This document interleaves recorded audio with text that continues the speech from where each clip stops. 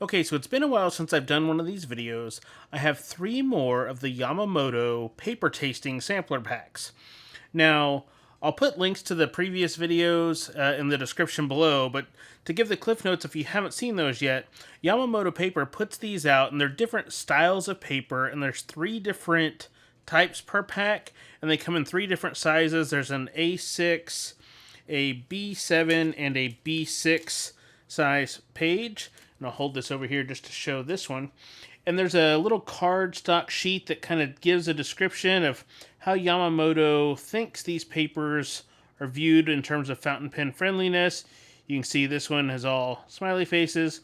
This one down here has, for dip pen, it's not going to be good. Fountain pen, it's going to be okay. Ballpoint and gel are great. And then pencil is kind of okay.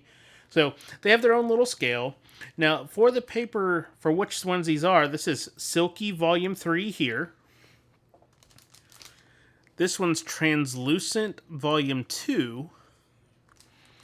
And then this one is Gray Volume 4. So what I'm going to do is, like I did in the previous videos, I'll go through all my kind of standard testing pens that would have the same inks as I used before, so we have a great comparison point. So let me show you those pens and whatnot now, and then I'll get into doing the writing off camera, and then come back and show all the side-by-side comparison of the different papers. Okay, so here's all the testing pens and pencils that I used before, and I wanted to mention that I'm doing all the writing on one of these Yamamoto A5 lines to try and keep everything, as much as I can standard. And just to show what the finished product is going to look like, in my ink sampling and paper sampling plotter here, you can see some of the previous ones I've done, and this is where I have the different things punched so I can have side-by-side reference, and I'm also punching these little descriptor cards as well to have in there. But let's go through these pens and inks. So on the top we have a TWSBI 580 with the Colorverse Pulsar Pulse and extra fine. In the purple TWSBI Eco, we have the Robert Oster Blue River for Vanessa, and that's a fine nib. In the medium nib, we have, in the TWSBI Eco, we have a Roshizuku Kosumosu. In broad, we have the black one here, is the Pelikan Edelstein Onyx. We have my extra fine extra fine Lamy 2000 stainless with the Roshizuku Shinkai in it. The Opus 88, I got these out of order, get this over here. Opus 88 Omar that has Teranishi Guitar Gentle Green in it. We have the Asvine J16 that has a Roshizuku Cyangyo in it. And this ink I have, a couple different Roshizukus. This one I've seen feathering on that I haven't seen on some other paper, so that's why I've continued to keep this one in for the standardization. We have the 4-in-1 multi-pen, and I've been doing the 4 inks there from the Uniball. So I'll do the black, blue, green, and red. I have an Oto CR02 rollerball, so we can get a rollerball sample. I've got a CW pencil, wooden pencil. I've got a Kurotogo mechanical with 0.5mm lead, and then a good old-fashioned Sharpie.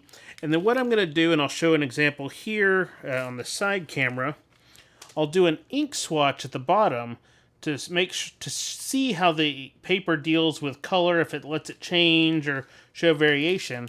And the ink that I'm using for that is the Teranishi Guitar Gentle Green, because I have seen this on some papers like Irreful, where it stays blue and doesn't get its natural change to green. So that's kind of become my standard go-to testing ink. So let me get all the writing done on all these different papers, and then I'll come back and do a side-by-side comparison to show all the results. Okay, so I have all the writing done for all 3 of the paper tasting packs. I'm going to go through them one by one, and then I'll bring them all back together and show all 9 of the different writing samples side by side. So let's get started with the gray paper pack. So let me put these other 2 to the side. Okay, so we have the gray paper pack here, and just to show how I was doing this, I was using blotter paper over the grid to try and keep lines as even as I could between all the different papers. So just to show, and also limit any hand oils that might have gotten on. So that was just to kind of do my best to remove any external factors. Same pen, same inks for all of this. So let's get into it. So to start, we'll go with the the B7 of the Grey Volume 4. And this is the first vintage ash. Now, this was an interesting paper. It's a very scratchy paper. This says it's made from broadleaf tree bleached pulp and needle leaf craft pulp. So it's kind of a tannish color. It's not even really cream. And it was a really rough texture when writing on it. You can see that in terms of how it handles the ink, you don't really see the sheen on the Pulsar Pulse. It didn't really feather on the others, but it's just because of the odd texture of the paper, it behaved kind of differently. And you can see for the ink swatch, it did allow for the colors to shift. Now, in terms of the back side of this one, you can see this could very easily be used. A slight bit of show through, except for the Sharpie and then the swatch that had a couple of little spots of bleed through all the way, and then the Sharpie doing Sharpie things showing through. This paper would be usable if you had to for, most all these other pens on the other side. The rollerball also has a slight bit.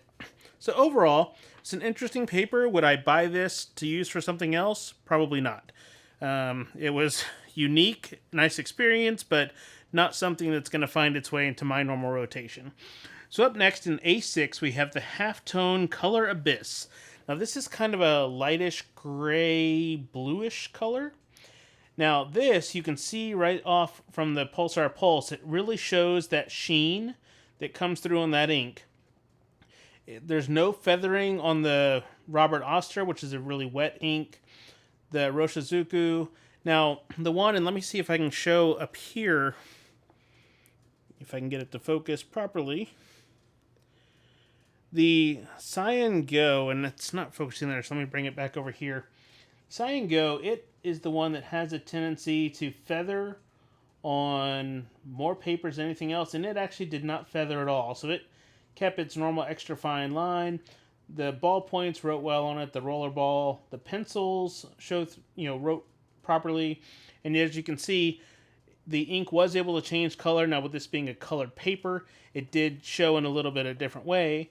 And looking at the back, you can see a little bit of the indentation from the ballpoint. Other than that, the Sharpie and even the ink swatch didn't show through in any way. You can see that the paper was really wet. So it kind of has a wet spot, so I wouldn't necessarily want to write on the back of that, but I could if I had to. So overall, performance-wise, I think that did well. That's a paper I could see using if there was a need for that kind of color or texture. But, it's probably not going to be something I would buy in bulk, but I still have a few sheets in the sampler pack, so with that being an A6, I might be able to incorporate that in another notebook. So moving on to the last paper here in the B6, this is the Coney Wrap Sky. And this is essentially a color craft paper. So let's get this lined up here. There we go, we got focus. You can see there's a little bit of sheen on the Pulsar Pulse. The rest of the inks kind of performed as I would expect. They, didn't feather, showed colors pretty well. And it's also reminded me writing with broad nibs, I don't see how people can do it all the time with my tiny handwriting. It's just really challenging to not blend all the letters together. But you can see a little bit of sheen in the gentle green from the writing. The ballpoints and the pencils all came through well. And then the ink was able to change color in the swatch. Get it to focus there. And then for the back of the paper, this would be perfectly usable unless you're writing in Sharpie. Even the swatch. This is such a thick paper that you can see an indent of where it was swatched, but it doesn't. I think it would still be usable on both sides. So that was those three are the Grey Volume 4. So let's put these aside and go on to the next one and take a look at, let's see, it looks like next we're going to be doing this one here. And this is going to be the Silky Volume 3. So let's start off with the B7. And this is the Yamamoto bank paper. So I've had bank paper on the channel before. It does show the sheen on the Pulsar Pulse. there we go, get the angle, or the light at the right angle. The Robert Oster had a slight bit of line thickening, I would say, not feathering, but seems like it thickened the lines up on most of these nibs by about maybe half a size to a size compared to some other papers that I've tested. The ballpoints wrote well, the pencils showed up, the rollerball.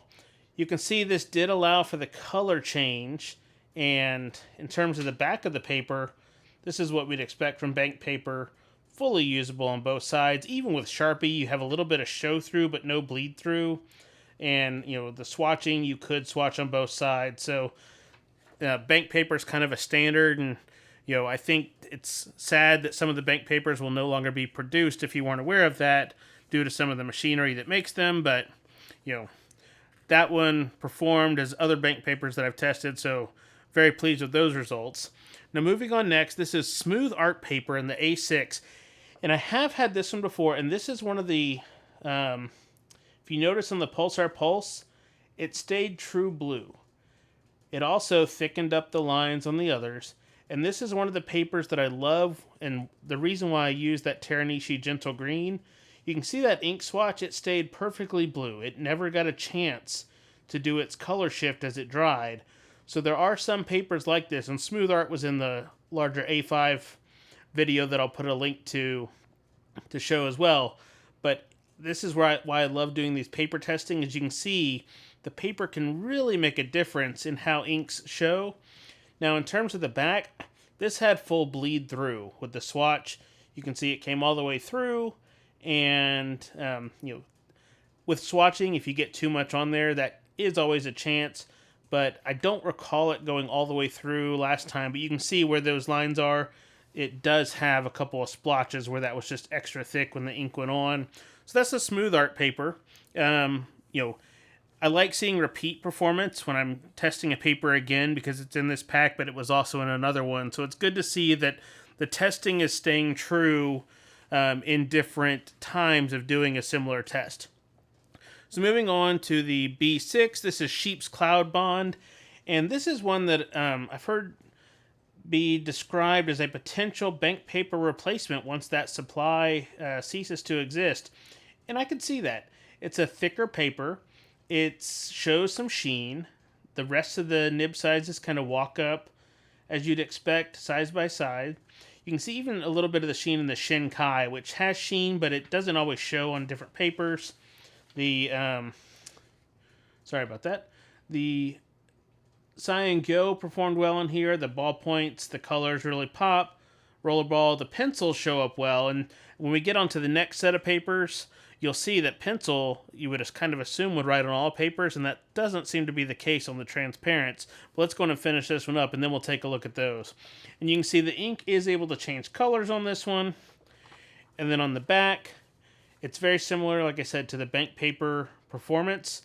Aside from a little bit of show through on the rollerball and then the Sharpie, you can see a little bit of the back color shift because that ink here where it's got kind of a yellow hue.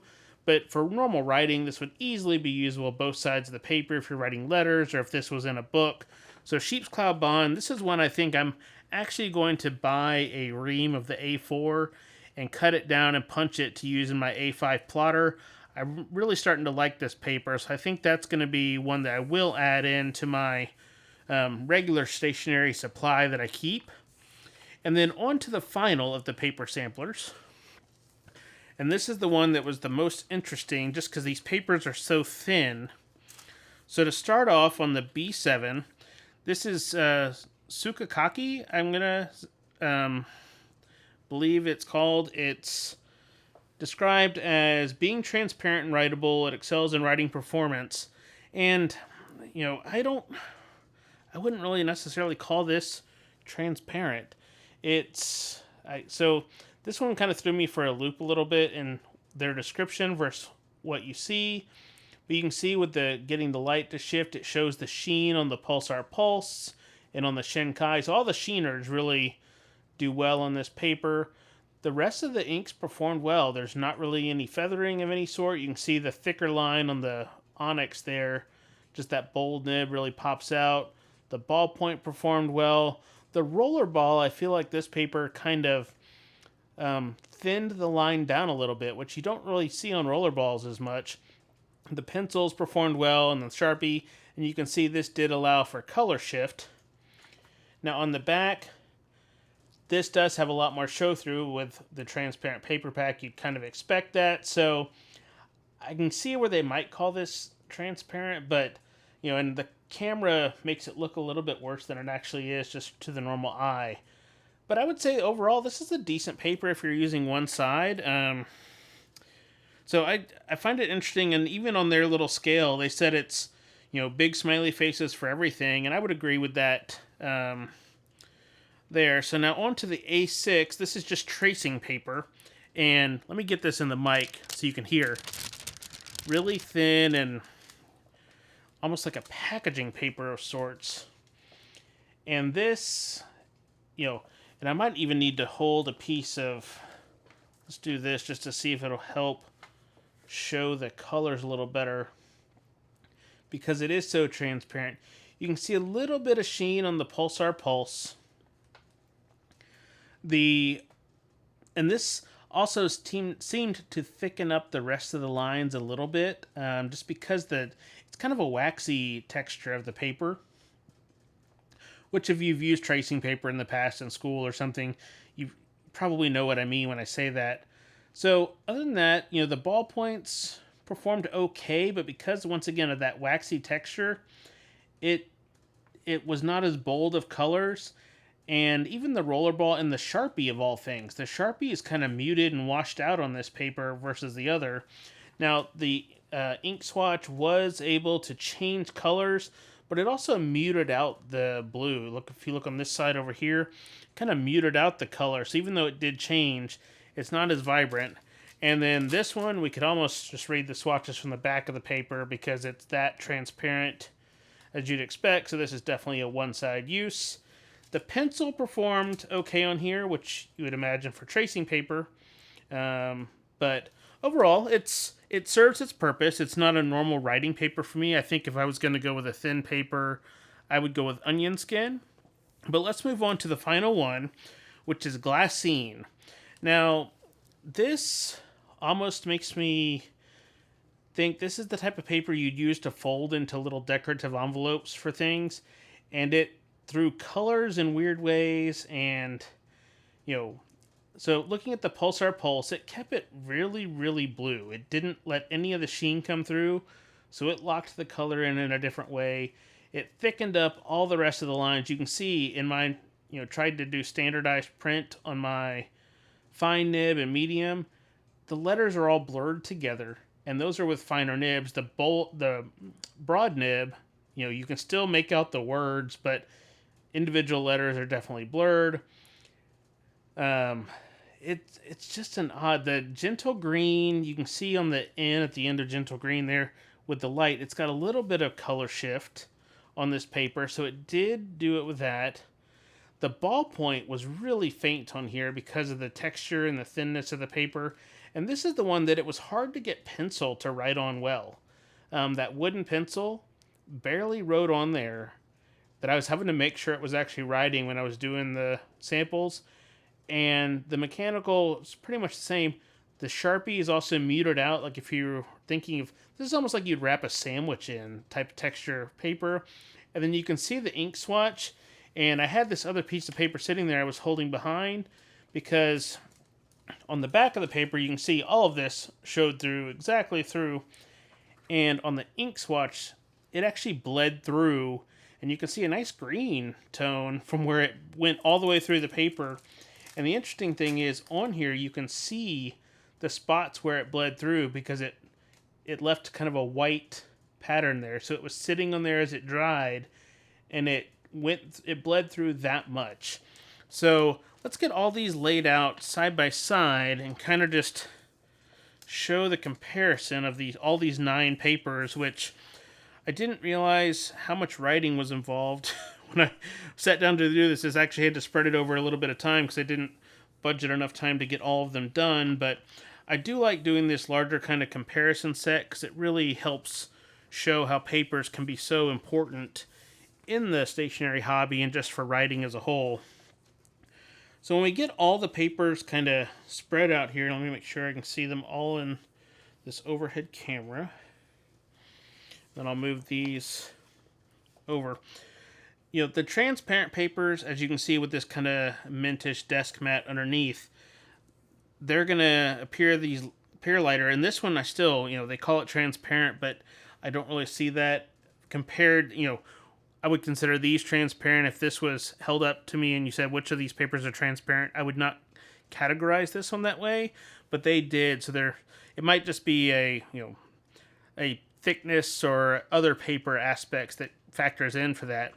But overall, this was a nice experimentation. Like I said, there's some of these papers that it was fun to try, like this kind of taupish one and the gray one. Are they ones that I would buy? No. But knowing, once again, that Sheep's Cloud Bond, I think that's one I'm going to pick up. And even the smooth art paper, knowing it does weird color shift on some inks, but knowing that in advance, you can choose pen and ink combinations to use on that, because it does perform well. And if you're not, doing swatches, you can use it on both sides of the paper. So this leads me to, I'm going to have to break out at some point and try and find a way to encompass all of these paper samplers in one view. Then that's going to be a lot of different ones. And I think I still have a couple of these that I've not yet purchased that I'll probably look at doing first before I try and do a true large combination video going through them all. So have you tried any of these Yamamoto Paper Tasters? Leave me a comment. I'd like to know, what your experiences are with these. Are you doing kind of a standard testing, or are you just using pens that you currently have inked? Leave me a comment. I'm always looking at ways to improve my testing and trying level set, because I am starting to punch these and carry them around. Just like ink swatches are important, paper swatches are also just as important. So you have different papers, you can try different inks on and see how they're going to work. So leave me a comment. Let me know how you're dealing with your, not just your ink, but your paper swatching and paper tasting, as Yamamoto likes to call it, in terms of these. Be sure and check the description of the video to look at the previous videos where I've done some of these other paper testers. So make sure you're subscribed as well so you can see the next paper tasters that come up in your feed, as well as in the future, a large super cut of all these different paper samplers wrapped into one video. So until next time, thanks for watching, and I'll see you in the next video.